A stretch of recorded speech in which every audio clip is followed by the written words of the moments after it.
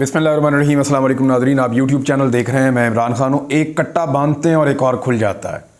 Specially supreme court of Pakistan के मामलात के अंदर बहुत ज़्यादा चीज़ें सामने आ रही हैं। कादी फ़ाइज़ ईसा साहब के बारे में मैंने बहुत पहले ये कहा था, लगभग 1 साल पहले मैंने ये अर्ज़ किया था कि उन्होंने चीफ़ जस्टिस ऑफ पाकिस्तान बनना है और उन्हें चीफ़ जस्टिस ऑफ पाकिस्तान बनने से पहले ही मुतनाज़ बनाया जा रहा है। जो कुछ भी जजेस के साथ हो रहा है, आज कल को कादी फ़ाइज़ ईसा साहब को ये सारी चीज़ें उनके पास मुड़ कर आएंगी। जो कुछ भी आज बंदयाल साहब के साथ किया जा रहा है, बाकी मुअज़्ज़िज़ जज साहिबान के साथ किया जा रहा है, यही चीज़ें जवाज़ बनाकर कल को तनकीद आएगी कादी फ़ाइज़ ईसा साहब के ऊपर और फिर उनसे बर्दाश्त नहीं होगी। और कादी फ़ाइज़ ईसा साहब के बारे में मैंने बहुत पहले ये कहा था कि वो मीडिया का प्रेशर लेंगे। कादी फ़ाइज़ ईसा साहब सफाइयाँ देंगे। कादी फ़ाइज़ ईसा साहब को इस बात की बहुत फ़िक्र है कि लोग उनके बारे में क्या सोचते हैं। मैंने एक वीलॉग किया था, उसमें बड़ा क्लियरली मैंने कहा था कि वो ये कहेंगे ज़रूर कि मुझे इससे कोई फ़र्क नहीं पड़ता, वो ये कहेंगे ज़रूर कि मैं मीडिया नहीं देखता, लेकिन वो मीडिया भी देखते हैं और उनको इससे फ़र्क भी पड़ता है। मैंने ये आपसे अर्ज़ किया था। और कादी फ़ाइज़ ईसा साहब की कल की जो समाअत थी वो हूबहू उसकी तशरीह कर रही थी कि वो बार बार अपनी ज़ात के बारे में बात कर रहे थे, बार बार प्रेशर्स के बारे में बात कर रहे थे, बार बार मीडिया के बारे में बात कर रहे थे। मेरे ख्याल में पाकिस्तान में जो सोशल मीडिया के यूज़र्स हैं उनको तैयार रहना चाहिए। एक तो पाकिस्तान में जो ट्विटर या एक्स उसको कहते हैं वो तो बंद है बड़े लंबे अरसे से, और ये वजारत दाखिला के कहने पे बंद किया गया। अब ये पता चला है पाकिस्तान भर की अदालतों में इस पे केसेस चल रहे हैं, अभी तक कोई भी खुलवाने में कामयाब नहीं हो सका कि ट्विटर खोल दिया जाए पाकिस्तान के अंदर। अजीब अजीब वजूहात सब लोग अपने अपने तौर पे बताते हैं। कुछ लोग ये कहते हैं कि धांधली की वीडियोस जो हैं, साबिक वज़ीर इत्तलात कह रहे थे कि धांधली की वीडियोस ना चलें और वो बहुत ज़्यादा बल्क में आ रही थी तो हमने इसलिए उसको बंद कर दिया था। कुछ लोग कहते हैं सिक्योरिटी के लिए बंद किया था। सबकी अपनी अपनी वजूहात हैं। देखिए अब ये खुलता कब है, लेकिन जिस अंदाज में ये हुकूमत सोशल मीडिया के पीछे पड़ी है और जिस अंदाज में कादी फ़ाइज़ ईसा साहब इसके बारे में बातें कर रहे हैं, तो दिखाई ये देता है कि शायद आने वाले दिनों में कोई ऐसा लायामल बनाया जाए जिससे सोशल मीडिया को मज़ीद कंट्रोल करने की कोशिश की जाएगी। क्या ये हो सकता है? देखिए पाकिस्तान वो मुल्क नहीं है जो खुद कफ़ील हो या अपने पैसे खुद कमा कर खर्च करता हो। पाकिस्तान पैसा लेता है मगरबी ममालिक से, और ये जो सोशल मीडिया की जितनी भी वेबसाइट्स हैं ये मगरबी ममालिक की हैं।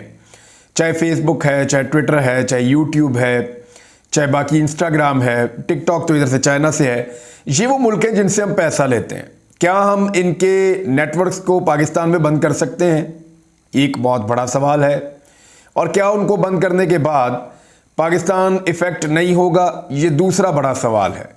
और अगर उनको मुकम्मल तौर पे बंद कर दिया जाता है तो क्या उससे पाकिस्तान का इमेज क्या जाएगा दुनिया में? आज़ादी इज़हार राय के बारे में और जमहूरियत के बारे में दुनिया में क्या कहा जाएगा? ये वो बड़े सवालात हैं जिनके जवाब आज हमारे पास नहीं है। हुकूमत को भी इन्हीं सवालात का सामना करना पड़ेगा। लेकिन एक चीज़ और भी है कि अगर इनको बंद कर भी दिया जाता है तो क्या हुकूमत कामयाब हो जाएगी जो वो चाह रही है? यहाँ VPNs हैं, बहुत सारी और चीज़ें हैं। लोग आज भी ट्विटर इस्तेमाल कर रहे हैं। जितने आपके हुक्मरान हैं, वज़ीर आला हों, चाहे वज़ीर आज़म हों, चाहे बाकी लोग हों, वो सब लोग ट्विटर इस्तेमाल कर रहे हैं और सारे VPN लगा के इस्तेमाल कर रहे हैं। अगर ये अच्छी चीज़ नहीं है तो हुकूमत को इसका इस्तेमाल बंद कर देना चाहिए।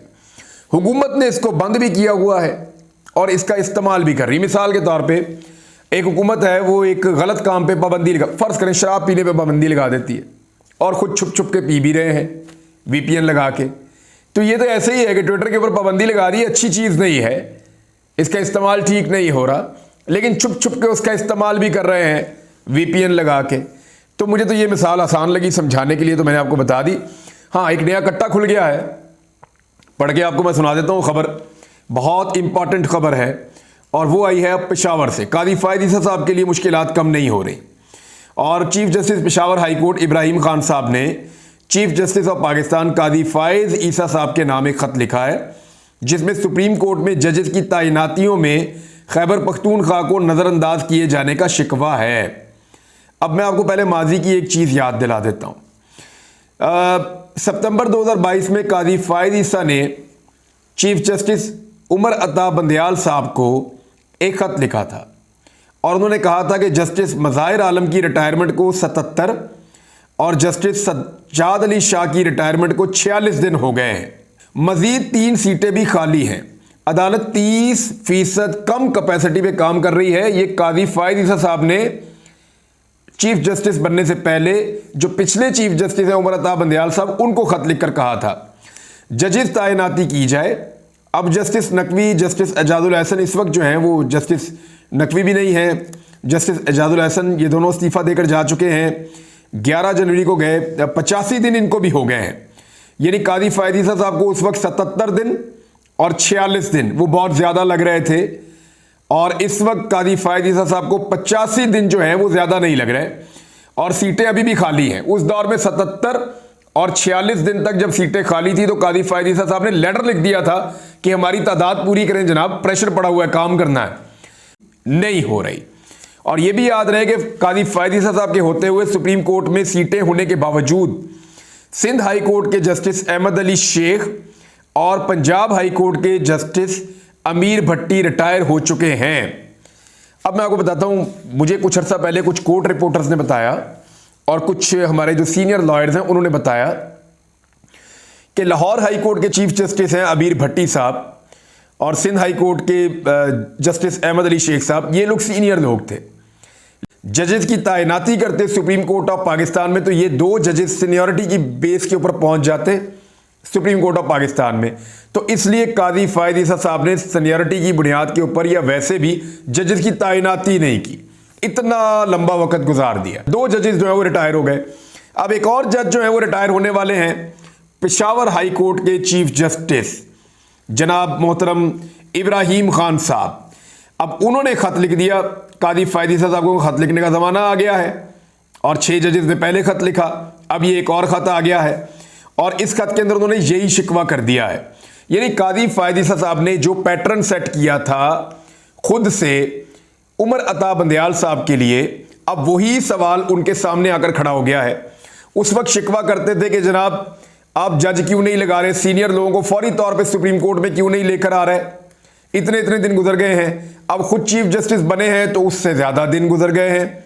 होना तो ये चाहिए था कि दूसरे, चौथे, 5वें, 7वें दिन या 10वें दिन चीफ जस्टिस काजी फायद ईसा साहब अपने उसूलों को मद्देनजर रखते हुए जो सीनियर तरीन जजेज हैं उनको सुप्रीम कोर्ट में पहुंचा देते। लेकिन मुबैना तौर पे, क्योंकि कुछ दोस्तों ने कहा कि काजी फायद ईसा साहब शायद कुछ जजों को पसंद नहीं करते, वो उनके रिटायर होने का इंतजार कर रहे हैं, जिनमें अमीर भट्टी साहब गालिबन थे और एक मोहम्मद इब्राहिम खान साहब हैं, ये पेशावर हाई कोर्ट के चीफ जस्टिस है। अब ये भी रिटायर होने वाले हैं। उन्होंने अपने खत में चीफ जस्टिस पाकिस्तान को मुखातिब करते हुए कहा कि भारी दिल के साथ ये खत फेवरेटिज्म से मुताल्लिक लिख रहा हूं। मनमानी का लफ्ज भी उन्होंने इस्तेमाल किया।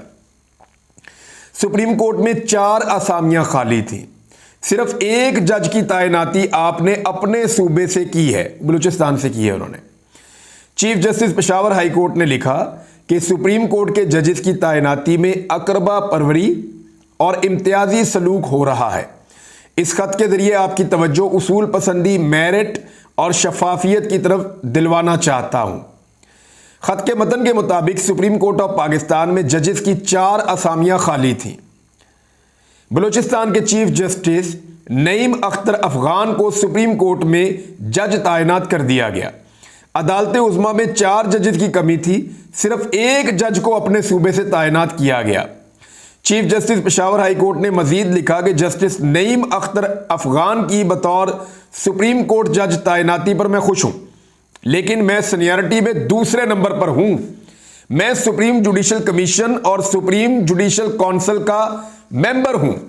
असूली तौर पर मेरा नाम सुप्रीम कोर्ट के जजेस की फहरिस्त में शामिल होना चाहिए था। दूसरे नंबर पे है, पहले नंबर पे कौन है?